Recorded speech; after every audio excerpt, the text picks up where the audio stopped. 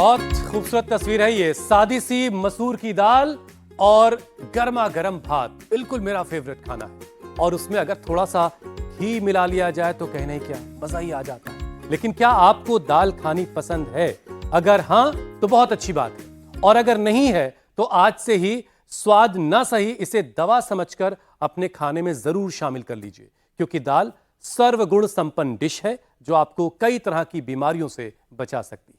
हुसैन, दाल में प्रोटीन होता है ये तो पता है, लेकिन वो बीमारियों से कैसे बचाएगी? ईशा देखिए, प्रोटीन के अलावा दाल में और बहुत सारे गुण होते हैं।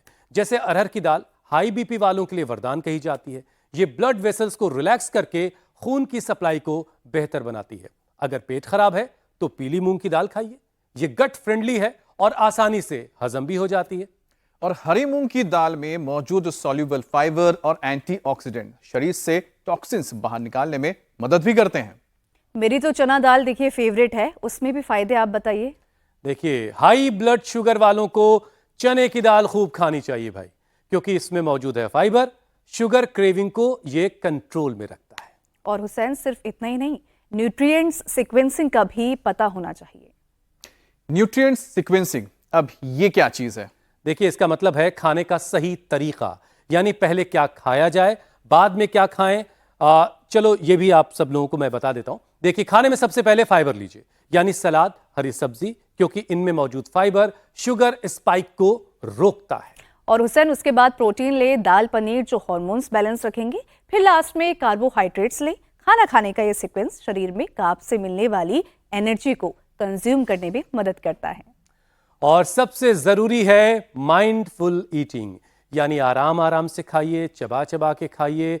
इस तरह से बिल्कुल नहीं खाइए कि शरीर को पूरा पोषण ही ना मिले, बल्कि आपका हाजमा बिगड़ने की नौबत आ जाए, और ना ही पाचन से जुड़ी कोई बीमारी आपको हो। मतलब चबा चबा के खाइए, दांतों का काम आंतों से बिल्कुल नहीं लेना है। स्वामी जी प्रणाम, बहुत बहुत स्वागत है। स्वामी जी, बहुत बहुत स्वागत है आपका। सुप्रभात। स्वामी जी, दाल पे काफी ज्ञान दे दिया हम लोगों ने, बाकी आपके हवाले।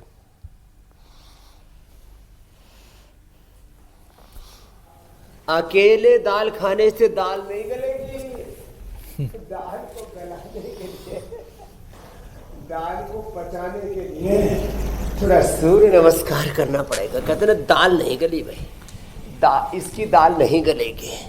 तो भाई दाल को गलाने के लिए, दाल को पचाने के लिए थोड़ा सूर्य नमस्कार करना पड़ेगा। तो रोज कम से कम 10 बार सूर्य नमस्कार करें। कम से कम 10-10 दंड बैठक से शुरू करके कोशिश करें कि 100 तक पहुंच जाए। एक तो ये है। दूसरा, कम से कम ऐसे ये एक ऐसे यो, और फिर ऐसे ये लंबे लंबे श्वासों के साथ, तो इससे पूरा वार्म अप हो जाते हैं। फिर ये साधारण बैठक, ये ऐसे जो 10-20 बार ऐसे ये, और फिर ये कम से कम 10-10 बार साधारण दंड ऐसे। एक बार तो पूरा पसीना बहा लेना चाहिए, एक, और दूसरा ये ऐसे, और ये ऐसे। यो यो। ये बात तो स्वामी जी ठीक है कि दाल अकेले खाएंगे तो आपकी दाल सेहत वाली नहीं गलेगी। उसके साथ योग का जो है हंटर चलना चाहिए और खूब पसीना भी निकलना चाहिए, तब जाके मजा आएगा, आनंद आएगा। अच्छा स्वामी जी, देखिए, WHO कहता है कि दुनिया की करीब 40% आबादी कभी ना कभी अपनी जिंदगी में पाचन की परेशानी से जरूर जूझती है। लेकिन प्लेट में दाल जैसी प्रोटीन रिच चीजें इस समस्या को घटा सकती हैं, कम कर सकती हैं। फिर भी लोग पता नहीं क्या कैसी कैसी चीजें खा रहे हैं। तो स्वामी जी, दाल को आपने, मतलब मैं तो जानता हूं कि हर घर में दाल बनती है, लेकिन हो सकता है बहुत सारे लोग ऐसे हो जो दाल ना खाते हो, तो उनके लिए स्वामी जी आपकी बात जरूरी है।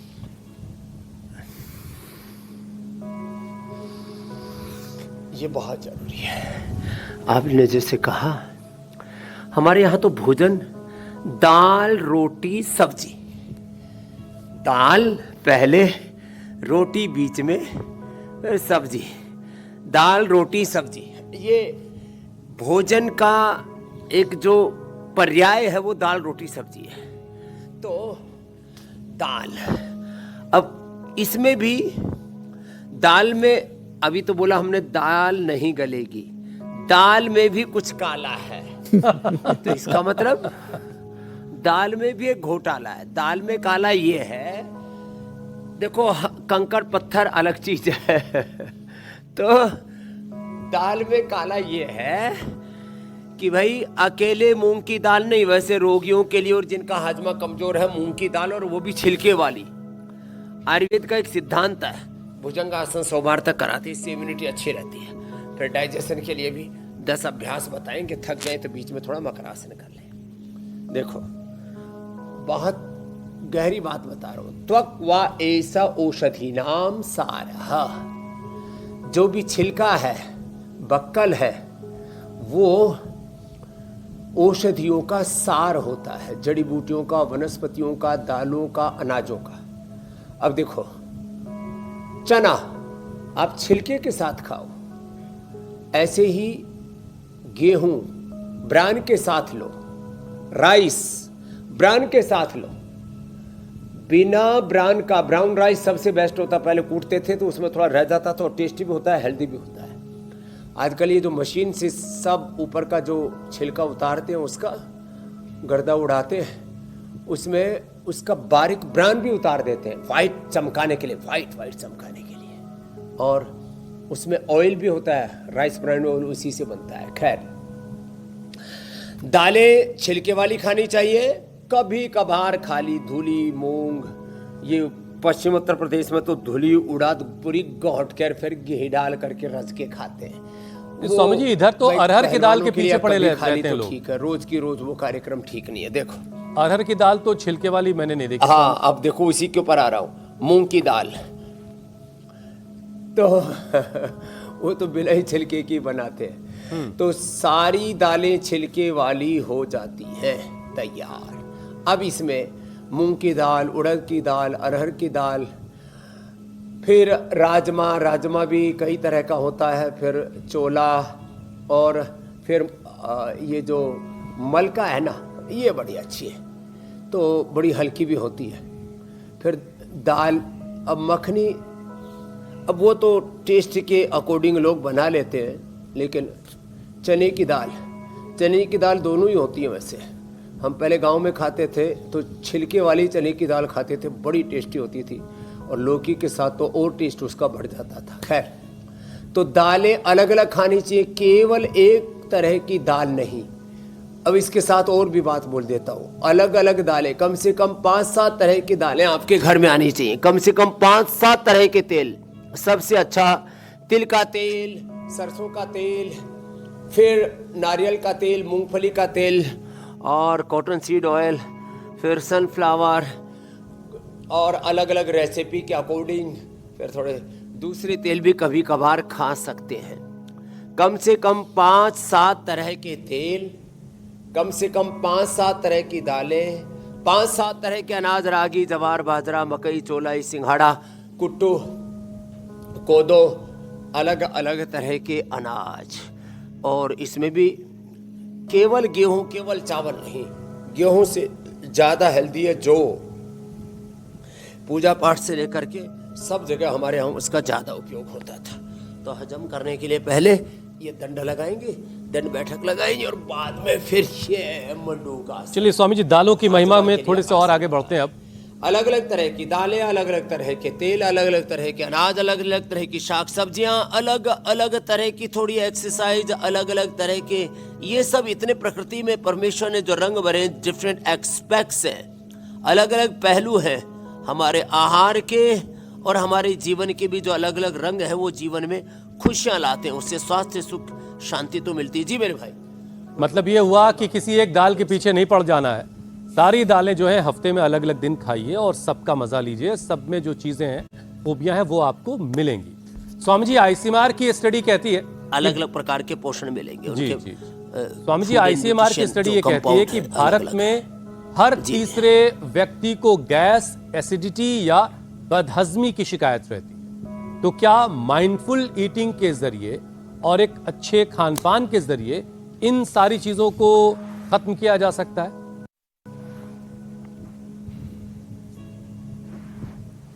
हाँ, हर काम को ना खुश होकर के करना चाहिए। Mindful eating, mindful working.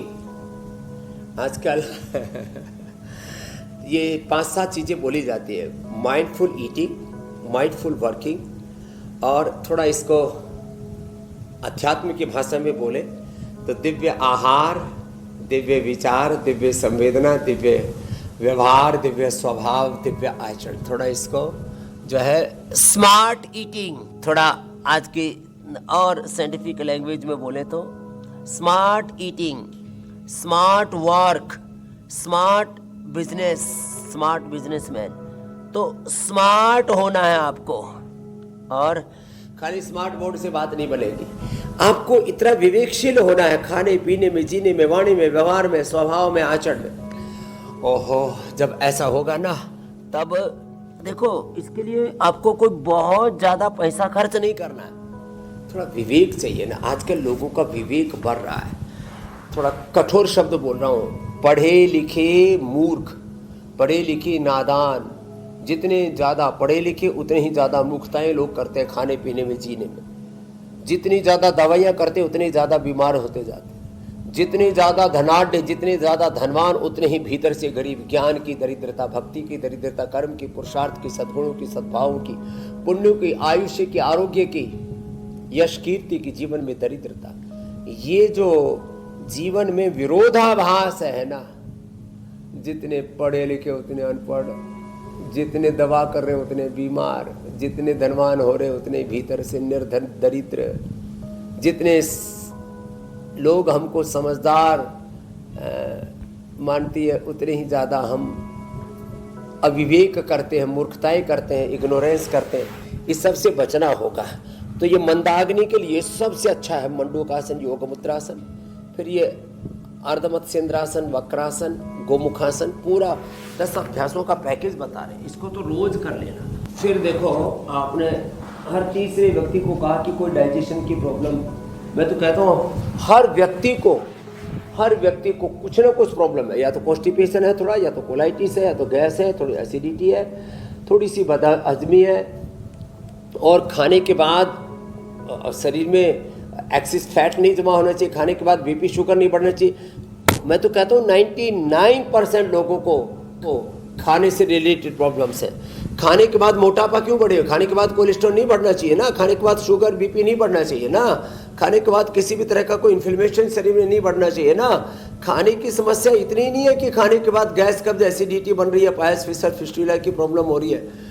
खाने से वेट नहीं बढ़ना चाहिए, खाने से बीपी शुगर नहीं बढ़ना चाहिए, खाने से किसी भी तरह का शरीर में कोई भी रोग दोष संचित नहीं होना चाहिए। इसलिए अपनी वात, पित्त, कफ, प्रकृति को देख करके हित भुक, ऋत भुक, हित भुक, युक्ताहार विहार से युक्त, चेष्टा से कर्म से युक्त, स्वप्नावबोध से योग भवति दुखा। ये है गहरा विज्ञान। तो आप जो कह रहे थे कि हर तीसरे व्यक्ति को कोई ना कोई डाइजेशन की प्रॉब्लम है, तो मैं कहूँगा हर व्यक्ति को थोड़ा पाचन की समस्या है। यदि खाया पिया शरीर को लगे, शरीर की ऊर्जा के रूप में बदल जाए, यदि ऊर्जा के रूप में पूरा बदल जाएगा तो कहाँ कोलेस्ट्रॉल, बीपी, शुगर और इन्फ्लेमेशन और तमाम तरह के रोग बढ़ेंगे। बात है। कैसे फिर उसे गैस, कब्ज, एसिडिटी का तो प्रश्न ही नहीं। हाँ, इसलिए स्वामी जी, अक्सर हमने पहले बड़ों से सुना, और खाना समझदारी के साथ खाना, इंटरमीडिएट उपवास भी करना, चबा चबा करके खाना का सीक्वेंस भी ठीक करना। खाने में पहले अनार, सलाद आदि, और खाने के बाद फिर छाछ आदि या आसा वरिष्ठी या कोई विनेगर आदि लेना है, थोड़ा नींबू आदि लेना है। खाने के बाद cold drink, soft drink, energy drink और चाय, कॉफी आदि नहीं पीना। खाने के तुरंत बाद पानी भी नहीं पीना, और विरुद्ध आहार नहीं करना। तो बहुत बातों का ध्यान रखना पड़ेगा। बिल्कुल बिल्कुल, ये सारी बातें अगर आदतों में शामिल हो जाए तो फिर कहने ही क्या है। स्वामी जी, मैं कह रहा था कि हमने अपने बड़ों से सुना कि खाना जो है वो सिर्फ पेट भरने की चीज भर नहीं है, खाना अपने आप में शिफा है, दवा है। अब जैसे हरी मूंग की दाल, ये गट फ्रेंडली होती है, तो स्वामी जी क्या वाकई आईबीएस जो बीमारी है, इरिटेबल बाउल सिंड्रोम, और कब्ज जैसी दूसरी परेशानियों में ये मूंग की दाल हरी छिलके वाली ये फायदेमंद होती, दवा के तौर पर काम आती है। दवाई के तौर पर काम आती है। ये डाइजेशन को भी अच्छा करती है, शरीर को पोषण भी देती है और पचने में भारी नहीं होती बिल्कुल भी। और उसको दाल में जो तड़का लगाते हैं ना, तो उसमें तिल का तेल या गाय का घी थोड़ा डालें, 1 चम्मच, बहुत ज़्यादा ठोक करके नहीं। सब्जी में, दाल में घी तेल तैरता नहीं रहना चाहिए। तो 1 चम्मच घी या तेल एक व्यक्ति के लिए, और फिर उसमें थोड़ी चुटकी भर हींग, चुटकी भर उसमें जीरा, चुटकी भर अजवाइन, ये सब चीज़ें जो लहसुन प्याज खाते हैं तो थोड़ी थोड़ी मात्रा में इनका सेवन, तो ये जो है फिर उस दाल को सच में औषधि बना देता है और स्वाद भी बहुत आता है। तो मैं देखता हूँ लोग दाल रोटी सब्जी तो बनाते हैं, लेकिन अधिकांश लोगों को दाल अच्छे से बनानी नहीं आती, सब्जी अच्छे से बनानी नहीं आती, रोटी भी अच्छे से नहीं बनानी आती। तो दाल में भी काला है और रोटी भी जली भी नहीं, रोटी में भी घोटाला है और सब्जी में भी जो है कुछ का कुछ बना देते हैं लोग। तो ये पवन मुक्तासन, उत्तान पादासन, नौकासन, पादांगुष्ठनासन, स्पर्शासन, सेतुबंध, सर्वांगलासन, ये पूरा डाइजेशन के लिए बहुत ज़बरदस्त है। फिर उत्थित पद्मासन, मयूरासन, तुलासन तक आज डाइजेशन के लिए आसन बता रहे। एक आसन 1-2 मिनट से लेकर के 5 मिनट तक करना है। जिनको भूख कम लगे उनको सब पंचकोल का सेवन करना है, खाने के बाद द्राक्षासन का सेवन करना है। जिनका डाइजेशन पुअर हो उनको खाने के बाद वज्रासन में बैठना है। पवन मुक्तासन, उत्तान पादासन, एक आसन 1-2 मिनट लगातार करना है। उस समय यदि हो सके तो सहज श्वसन या कपालभाति, ये एक अभ्यास ना 1-2 5-5 मिनट ऐसे करना है। ऐसे ये हमको तो करके ही अच्छा लग रहा है। कड़ाके की भूख भी लग गई है पेट में। ओहो, पुकार हो रही है। चूहे नहीं कूद रहे, चूहे अपने खाते नहीं तो चूहे कहाँ से कूदेंगे। हाँ, हम मुसाहारी नहीं है। अब मुसाहारी एक वर्ग विशेष भी होता है, तो पेट में चूहे क्यों कूदते हैं हमको आज तक समझ में नहीं आया। चूहा खा भी लिया तो जिंदा थोड़ी खाते जो अंदर कूदेगा। तो मतलब वो शायद पेट फुदक फुदक करके चूहे की तरह कह रहा है कि कुछ लाओ लाओ, तो ऐसे। तो ये अच्छा स्वामी जी, चलिए मूंग की दाल की खूबी तो हो गई, एक दिन उसके ऊपर भी प्रोग्राम रखेंगे। जी। तो ये ऐसे लंबे लंबे श्वासों के साथ सर्वांगासन, हलासन डाइजेशन के लिए बहुत ही जबरदस्त है। एक आसन 1-2 मिनट, फिर जो है ये उत्थित पद्मासन, ऐसे मयूरासन और तुलासन। इससे तो सुपर डाइजेशन हो जाएगा। स्वामी जी, ये वाला आसन सारा हो गया, उत्थित पद्मासन, तुलासन, मयूरासन, तब तो सारी दालें एक ही दिन में लोग खा जाएंगे। लिवोग्रिट और लिवामृत, जी मेरे भाई। इसमें तो फिर इतनी भूख लगती है जैसा कि आप बताते हैं। तो सच में बहुत भूख लगती है। उत्थित पद्मासन 1-2 मिनट करके देखना, कड़ाके की भूख तो भूख पूरी आते जो है ना खुल जाती है एक तरह से। इसमें ये भी और ये भी दोनों ही ऐसे। अच्छा स्वामी जी, अब जरा अरहर पे आते हैं। अरहर की दाल जो है ये बड़ी पसंद की जाती है मैदानी इलाकों में, और कहा जाता है कि ये हाई बीपी वालों के लिए वरदान है।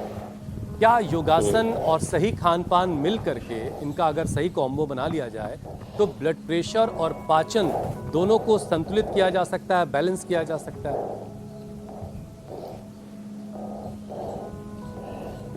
सारे रोगों से हम बच सकते हैं और सब रोग होने के बाद उन रोगों को वापस हटा सकते हैं। ये कैपेबिलिटी है आहार में। तो मात्र प्रोटीन ही नहीं, पूरे टोटल डाइजेशन के लिए बहुत, और फिर पोषण के लिए पूरे पोषण के लिए। और जैसे आपने ब्लड प्रेशर के लिए बताया, तो ब्लड प्रेशर के लिए कोई भी दाल ले, बस थोड़ा राजमा आदि थोड़ा सा भारी हो जाते हैं, छोले आदि, तो सभी दालें पतली बनाएं। कुछ लोग दाल को इतनी गाढ़ी बना देते हैं, खास करके पश्चिम उत्तर प्रदेश में और पंजाबी परिवारों में, खास करके पंजाब प्रांत में और पंजाबी परिवारों में गाढ़ी दाल खाने की रिवाज है। अग्रवाल फैमिलीज में और बाकी सारे देश में मैं घूमा हूँ, ज़्यादातर लोग पतली ही दाल बनाते हैं, तो दाल पतली होनी चाहिए। हाँ, बाकी ब्लड प्रेशर में ये अनुलोम विलोम,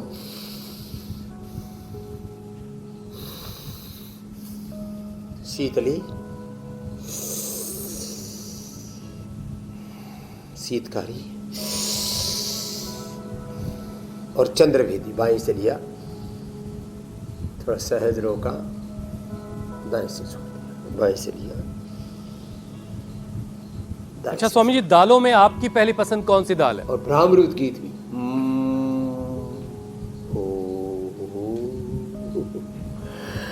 आपने ऐसा प्रश्न पूछ लिया, आज तक मैंने सोचा ही नहीं कि दाल कौन सी अच्छी होती है। तो आ गया, वही खा लिया। सच्ची बात है। कुछ लोग कहते हैं हमको अरहर की दाल बहुत अच्छी लगती है, कुछ लोग कहते हैं हमको मूंग की, कुछ मलका की, कुछ की छोला, सभी कुछ अच्छा लगता है। सभी दालें, सभी प्रकार के अनाज, सभी प्रकार की सब्जियां और सभी प्रकार के फल, सभी प्रकार के फ्रूट्स, ड्राई फ्रूट्स, नट्स, तो बस सीमित मात्रा में, ये खास बात है। मात्रा कम और संतुलित, बस। तो इसलिए ऐसा मैं चाहता हूँ सबकी आदत बन जाए। नहीं स्वामी जी, फिर भी थोड़ा सा किसी भी प्रकार का दिमाग फलों में आम को फलों का राजा कहते हैं स्वामी जी, वैसे ही दालों में कौन है आपकी नजर में बेहतर, ये बता दीजिए। अच्छा, इसमें मैं कुछ कहना चाह रहा हूँ स्वामी जी, अगर आपको सही लगे तो आप बताइएगा कि सही है कि नहीं। आरोग्य की दृष्टि से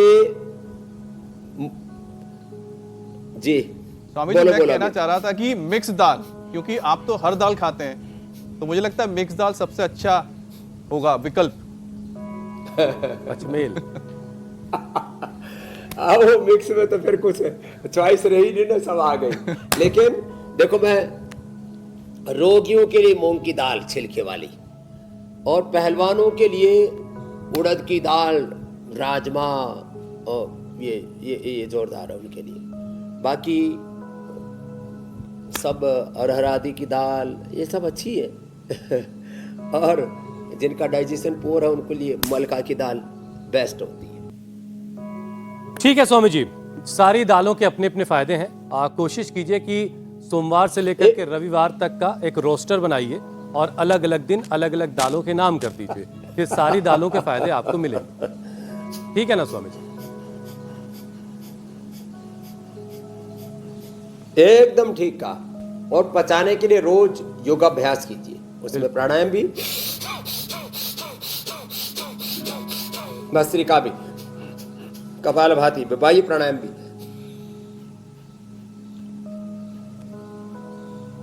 Swami ji, journal of clinical nutrition की एक रिपोर्ट आई, जर्नल, जी मेरे भाई, एक रिपोर्ट आई है स्वामी जी जो ये बताती है, जर्नल ऑफ क्लिनिकल न्यूट्रिशन की रिपोर्ट है ये बताती है कि प्रोटीन और फाइबर का सही बैलेंस शुगर स्पाइक और मोटापा दोनों को रोकता है। तो स्वामी जी, क्या आप बताएंगे कि भारतीय थाली में, जो हमारे यहाँ जो थाली चलती है, इस थाली में दाल कहां पर है, दाल की क्या इंपॉर्टेंस है? देखो, भारतीय थाली में सारे सारे न्यूट्रिशंस, दरअसल ये समस्या पश्चिम के लोगों की अभी भी है।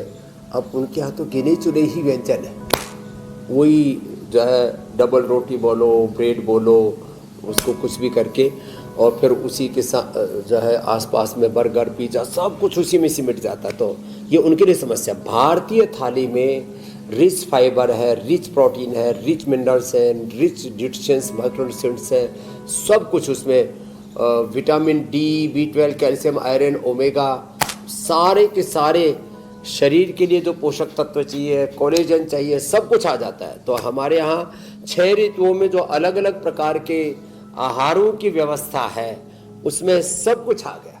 सामान्य रूप से मोटा खाओ, मोटा पहनो और खुश रहो और अति सर्वत्र वर्जित, बैलेंस। और फिर भी थोड़ा मोटापा आ जाए, मोटा खाना है लेकिन मोटा होना नहीं है। एक स्थित कोण से हाँ, ये आपने एकदम ठीक कहा। मोटा खाना है और वो मोटापा को कम करता है। मोटा खाना जो है वो हमारे डाइजेशन को, हमारे मेटाबॉलिज्म को, हमारे लाइपोलाइसिस को, एपोप्टोसिस को, ऑटोफेजी माइटोफेजी को अच्छा रखता है, हमारे पाचन को अच्छा रखता है। इसलिए मोटा खाना है। और मोटापा के लिए ये 2 और ये लेट करके 3 अभ्यास। और देखो आज पीछे ये हमारी ये जिसाला पर कलश जाने वाला था, आज यही आ गया। ये भी शोभायमान हो रहा है और ये गीतोपदेश भी शोभायमान हो रहा है। ऐसे ही सब स्वस्थ, सुंदर, श्रवण, आकर्षक व्यक्तित्व वाले बनेंगे। अभ्यास कर लेना।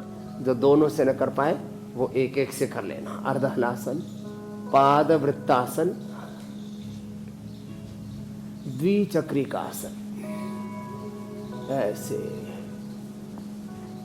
स्वामी जी, भारत में हर साल करीब 2 करोड़ लोग पाइल्स और कब्ज जैसी बीमारियों का इलाज करवाते हैं। 2 करोड़ लोग। तो स्वामी जी, क्या योग, प्राणायाम और दाल जैसी फाइबर वाली डाइट इसका स्थायी समाधान नहीं हो सकता है? इतने बीमार क्यों हो रहे हैं पाइल्स और कब्ज के? हाँ एकदम। अरे साहब, ये जो इलाज करा रहे हैं वो छोड़िए। ये जो है, जो इलाज नहीं भी करा रहे, जरा उनकी भी बात कर लीजिए। हर दूसरे तीसरे व्यक्ति को थोड़ी बहुत कब्ज रहती है। और जो भयंकर कब्ज वाले लोग हैं वो तो बड़े खतरनाक है। वो 2-2, 3-3 दिन में जाने वाले लोग हैं ऐसे। और एक तो बड़े विचित्र रोगियों को मैंने कुछ को देखा, बोले स्वामी जी ये तो 10-10 दिन नहीं 30-30 दिन हो जाते हैं, निकलता ही नहीं मल। ऐसे भी रोगी मैं करीब 4-5 देख चुका हूँ। 30-30 दिन टॉयलेट नहीं होता। खैर वो तो अपवाद है, लेकिन ये जो कॉन्स्टिपेशन वाले रोगी है ना, उनके लिए मैं आज 3 छोटे-छोटे उपाय बताता हूँ। आजकल नाशपाती बहुत हो रही है। नाशपाती है, अनार, पपीता, सेब, जितने भी ये फ्रूट्स है ना, इसमें सबसे अच्छा कब्ज के लिए नाशपाती, फिर पपीता, फिर सेब आदि, ये तो है ही अच्छा। फिर चबा चबा करके खाना खाना। शाम को त्रिफला चूर्ण ले लेना।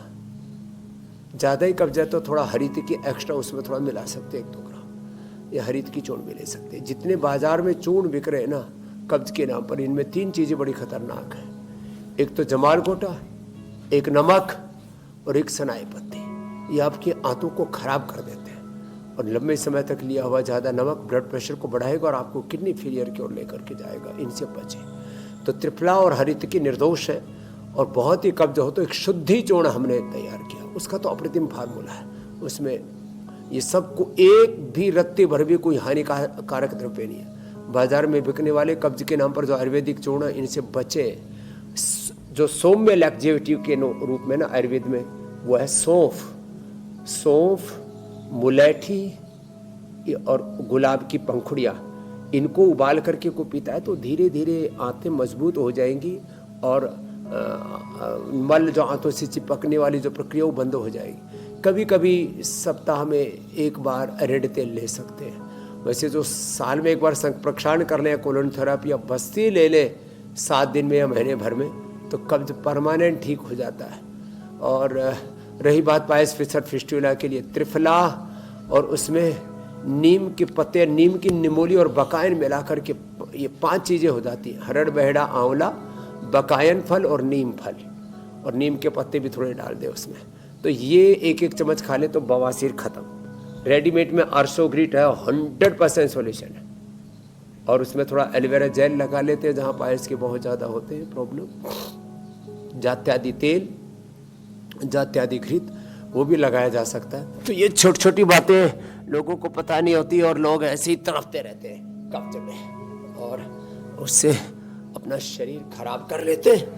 अब वैसे तो मंडूकासन करने से एक बात और बताता हूँ स्वामी जी, एक चीज और, उठ करके थोड़ा तेज गर्म पानी पिए और यदि आंवला एलोवेरा गिलोय गोधन अर्क पिलिया पेट का ऐसा बढ़िया सफाई होता है, पिया और पेट बढ़िया साफ। एक आजकल ड्रैगन फ्रूट बहुत आता है बाजार में, लोग पूछते इसके फायदे क्या हैं। इसका सबसे अच्छा फायदा यह है कि बहुत अच्छा लैक्जेविटी होता है और उसमें भी जितनी क्वालिटी अच्छी होगी उतना ज़्यादा अच्छा है। और ये किसानों की आमदनी भी उससे अच्छी हो जाती है। दूध भी जो है कब्ज को दूर करने का काम करता है। जिनको कोलाइटिस हो बस उसमें दूध के बजाय दही छाछ में इसबगोल लेना चाहिए और जिनको कब्ज हो तो दूध में इसबगोल भी रोज नहीं, आदत नहीं पड़नी चाहिए, कभी कभी ले सकते हैं। जी मेरे भाई। स्वामी जी, इसमें एक चीज और जरा बता दीजिए कि जिनको कब्ज है या जिनको पाइल्स है, क्या कोई दाल ऐसी है जो उनको नुकसान करती है या नहीं खानी चाहिए, या सारी दाल उनके लिए ठीक है? ना, दाल सभी खा सकते हैं, बस उसमें जो मिर्ची मसाला जो डालते हैं ना वो कम डालना है। गरम मसाला और अलग अलग प्रकार के पता नहीं क्या क्या मसाला डालते हैं, पर लाल मिर्ची बहुत ज्यादा डाल देते हैं। लाल मिर्ची तो जिनको पायल्स है उनके लिए जहर का काम करती है। लाल मिर्च का तड़का और अंग अंग फड़का। आजकल जहरीली खेती, जहर खाने में आ गया, विष, विषैली खेती शिक्षा में, चिकित्सा में, कृषि में, समाज में, सियासत में और अलग अलग मजहबों में सब जगह जो जहर आ गया है ना, ये जो इसको तो निकालना पड़ेगा। ये बड़ा खतरनाक है, जहरीली जो पूरी व्यवस्था बन गई है। अब इसकी बजाय हम योग आयुर्वेद का, योग आयुर्वेदो अमृता नाम ऐसा कहा है आयुर्वेद के शास्त्र में मेरे भाई हुसैन जी। स्वामी जी, हाल के वक्त में एक स्टडी आई जो ये बताती है कि फूड ऑर्डरिंग एप्स की वजह से फास्ट फूड का जो इस्तेमाल है वो 35% तक बढ़ गया। तो क्या यही बदलती हुई लाइफस्टाइल हमारे हाजमे की सबसे बड़ी दुश्मन बन गई है? घर बैठे खाना बनाना नहीं है, फोन पे गए और ऑर्डर कर दिया, खाना चला आया। क्या यही सब कुछ बिगाड़ रही है क्या? ये बहुत बुरी आदत हो गई लोगों में। और आजकल ये जो क्विक कॉमर्स है ना, इसने तो पूरा भट्ठा बैठा दिया। मतलब गांव की भाषा में बोले तो रास्ता हो रखा है। पूरी लोगों की जिंदगी एक तरह से नर्क बन गई। तो भाई ये जो घर बैठे बैठे अलग अलग जो क्विक कॉमर्स साइट है, वहाँ से फिर आप अलग अलग लोगों ने रेस्टोरेंट खोल रखे हैं। देखो भाई, जितने भी रेस्टोरेंट हैं आप कहेंगे जी उनका स्वाद ज़्यादा क्यों आता है? वो ऐसे अजीनोमोटो जैसे और कुछ ऐसे टेस्ट इन्हेंसर, ऐसे फ्रेगरेंस, ऐसे फ्लेवर मिलाते हैं जो सच में आपके लिए हेल्दी नहीं होते। ऐसे कलर्स भी मिलाते हैं, तो ये अलग अलग हानिकारक कलर, अलग अलग हानिकारक फ्रेगरेंस, फ्लेवर, ये सब खतरनाक जो रासायनिक चीज़ें, उनसे बचे। सीधा सादा खाना खाएं और जैसा खाएंगे वैसे ही स्वाद आने लग जाएगा। भाई हमें तो सादा खाने में स्वाद आता है। हमको मिर्ची मसाला और अलग अलग प्रकार का खाना खिला दो तो हमको तो मतलब खाना तो बहुत दूर की बात रही, उसको देख करके मन खराब हो जाता है।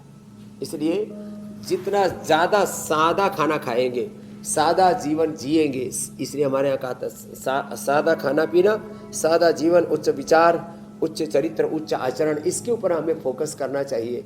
जीवन में हमारी जो प्रायोरिटीज़ है ना, उसमें फूड जो है उसमें स्वाद आता है, उससे सेहत मिलती है, उससे हमारी इम्यूनिटी अच्छी रहती है, सब कुछ ठीक है। लेकिन खाना जिंदगी का अंतिम मकसद नहीं होना चाहिए, छोटा सा मकसद होना चाहिए। उसको लोग कुछ ज़्यादा ही एंजॉय करने लग जाते हैं। खाने के लिए ही जीते हैं। एंजॉय तो कहाँ करते हैं पता नहीं, इतनी तेजी से खा करके, और हाँ खाने के लिए जीते और यहाँ कंठ तक भर लेते और कुछ तो जा करके फिर घर में उल्टी करते। ये बड़ा खतरनाक मामला है ना, ये अन्न का अपमान है। अन्नम ब्रह्मेति वे जाना, अन्नम न परिचिक्षित, अन्नम बहु कुर्वीत, अन्नम न निंद्यात्, एतत् व्रतम। हमारे यहाँ पर इनको व्रत का, महाव्रत का है। स्वामी जी, न्यूट्रिएंट सीक्वेंसिंग यानी खाने का सही क्रम, पहले फाइबर, फिर प्रोटीन और आखिर में कार्ब्स, तो क्या आयुर्वेद और योग में भी इसी सिद्धांत को फॉलो किया जाता है?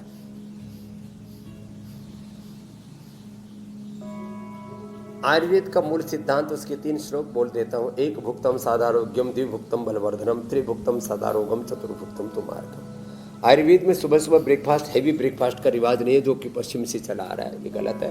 उन लोगों की पूरी जीवन शैली पता नहीं कैसी है, जो भी है। अब थोड़े दिनों के बाद कहेंगे ये गलत था, हम कह रहे हैं इसको सुन लीजिए। सुबह सुबह आंवला, एलोवेरा, गिलोय, गोधन, अर्क, जैसे मनकाना, काढ़े और ऐसी जड़ी बूटियाँ, थोड़ा अंकुरित, इस तरह की चीज़ें ठीक है। दही, छाछ, दूध आदि, या कोई एक फल विशेष ले लिया, बस। ज़्यादा भारी नहीं लेना चाहिए। तो जितना कम खाओगे और एक बार में एक ही फल खाओ तो अच्छा है। तो इस तरह से चीज़ें अच्छी रहेंगी। फिर क्योंकि एक एक आहार में 100 से लेकर के 500,000 तक फूड एंड मेडिसिनल कंपाउंड होते हैं, तो उसको अच्छे से शरीर आत्मसात कर सके। कई चीज़ें एक साथ डालने से हजारों फूड कंपोनेंट अंदर चले जाते हैं, तो एक साथ शरीर के को बहुत ज़्यादा उसमें ऊर्जा लगानी पड़ती है। इसलिए हमारी जीवनीय ऊर्जा अधिकांश खाने को पचाने में लग जाती है। फिर शेष कार्यों में हम अपनी ऊर्जा का सम्यक निवेश नहीं कर पाते।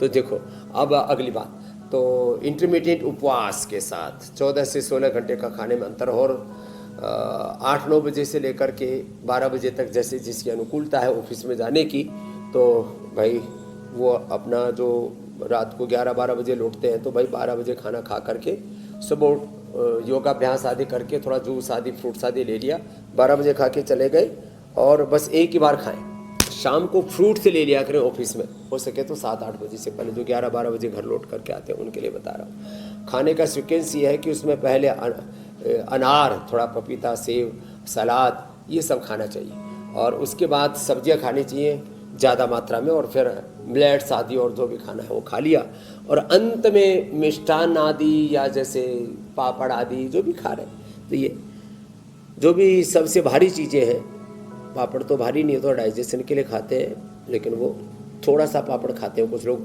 पापड़ और खाखरा बहुत ज़्यादा खा लेते हैं, वो ठीक नहीं है। अचार भी इसका नींबू का, आंवले का, टीट का, जो हेल्दी अचार है, हरी मिर्ची का, वो थोड़ी मात्रा में ले सकते हैं। वो अदरक का अचार बहुत लोग खाते हैं, अदरक हरी मिर्च का, उसमें थोड़ा नींबू के रस में डाल करके भिगो देते हैं, थोड़ा नमक डाल करके। गुजरात, महाराष्ट्र, दक्षिण भारत में तो बहुत प्रचलित होता है। तो खाने के बाद थोड़ा सा आसा वरिष्ठ, द्राक्षासव, कुमारी आसव आदि, और या एप्पल विनेगर, चुकंदर का विनेगर या जामुन का विनेगर शुगर वालों के लिए। कुछ आजकल कुछ लोग नींबू पानी भी पीते हैं थोड़ा सा, वो भी सब अच्छा डाइजेशन के लिए। और उसमें खाने के बाद फिर जो है छाछ के अंदर थोड़ा सा लवण भाज कर हिंग एक्सट्रैक्ट, और 1 घंटे तक बहुत ज़्यादा पानी नहीं पीना चाहिए। थोड़ा 1-2 घूंट पानी पीना हो तो कभी कोई बात नहीं है, और ऐसे एक क्रम बनाएं। और रात को दही, रात को जितने भी भारी पदार्थ हैं वो नहीं लेने चाहिए, रात को भोजन हल्का लेना चाहिए। इस तरह से विरुद्ध आहार से भी बचना चाहिए, दूध के साथ नमक आदि, और दूध के साथ खरबूजा, तरबूजा और ये सब खट्टे फल, वाटरमेलन आदि, ये नहीं लेना चाहिए। स्वामी जी, फल को लेके आपने एक बात कही, तो उसकी वजह से एक सवाल मेरे दिमाग में आ रहा है। चूँकि ये जो एक शब्द है चाट, मुझे लगता है शायद थोड़ा ये विस्तारवादी शब्द है। लोग आलू टिक्की वाली चाट खाते खाते फलों में भी चाट बनाने लगे हैं आजकल। तो ये जो तरह तरह के फल काट के एक साथ मिला लेना, फिर उस पर बहुत सारा चाट मसाला डाल के खाना, ये कैसा है? ये ठीक है, चलेगा, या ये आपके लिए, आपके हिसाब से प्रोहिबिटेड है? देखिए, अलग अलग प्रकार के फल एक साथ खाए जा सकते हैं, इसमें कोई दिक्कत नहीं है। फलों में आपस में कोई विरोधाभास नहीं है।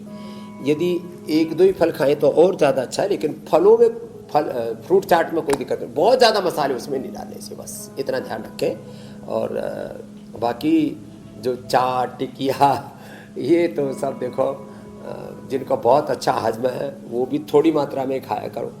देखो, इंडियन फूड बहुत अच्छा है, दाल रोटी सब्जी ये इंडियन फूड है। फ्रूट्स, वेजिटेबल, साग सब्जियाँ, ये सब इंडियन फूड है। ये जितना भी तालाब होना है ना, ये तो हमारे यहाँ पर विशेष उत्सवों पर, त्योहारों के रूप में, कभी 3 महीने में, 6 महीने में, साल भर में विशेष अवसरों पर ये पदार्थ बनाए जाते थे। अब आजकल रोज हलवा बन रहा है, रोज जो है कढ़ाई चढ़ी हुई है, पूरी बन रही है, रोज जो है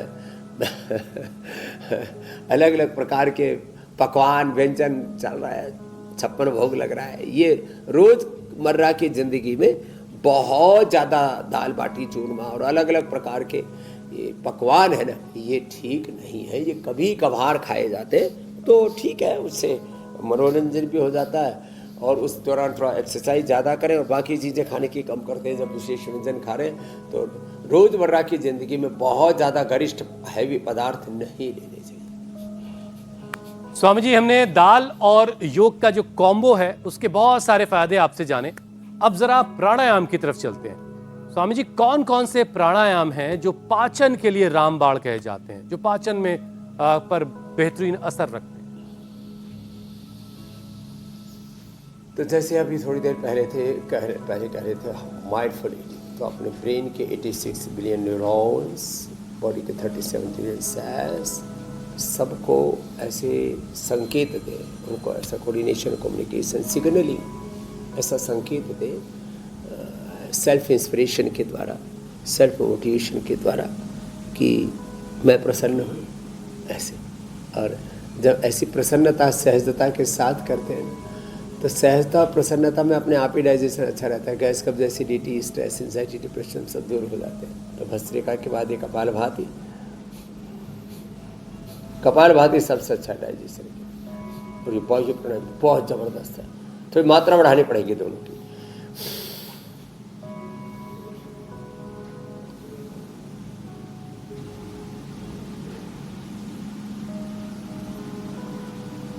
तो भाई प्राणायाम डाइजेशन के बाद अच्छा है। इसमें अग्निसार भी अग्नि को बढ़ाती है। सप्तधात्वाग्नि, पंचभूताग्नि, जठराग्नि, प्राणाग्नि, ये हमारी जीवनी अग्नि को, हमारे भीतर की जो पाचन है ना, उसको अच्छा कर देती है। बहुत अच्छा फिर डाइजेशन हो जाता है। तो इसमें कपालभाति, वायु प्राणायाम, अग्निसार, इनकी बड़ी भूमिका है पाचन के लिए।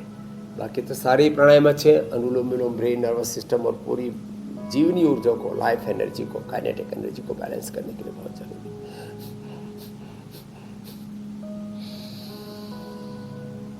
स्वामी जी, घड़ी की सुई कह रही कि आपसे इजाज़त लेने का वक्त हो रहा है। मतलब ये अभी तक तो जो हमने जाना कि दाल अपने डाइट में शामिल कीजिए और योग प्राणायाम तो करते ही रहिए। धन्यवाद। फिर अरे बेड़ा मैं तो पार हो करता करता ही समाधि में पहुंच गया था, भूल ही गया था कि मैं इंडिया टीवी पर कार्यक्रम कर रहा हूँ। सच्ची बोल रहा हूँ। धन्यवाद। फिर मिलेंगे 7 बज करके 56 प्रणाम मिनट स्वामी पर। जी। तब तक देखते रहिए इंडिया टीवी। बहुत बहुत शुक्रिया स्वामी जी, धन्यवाद।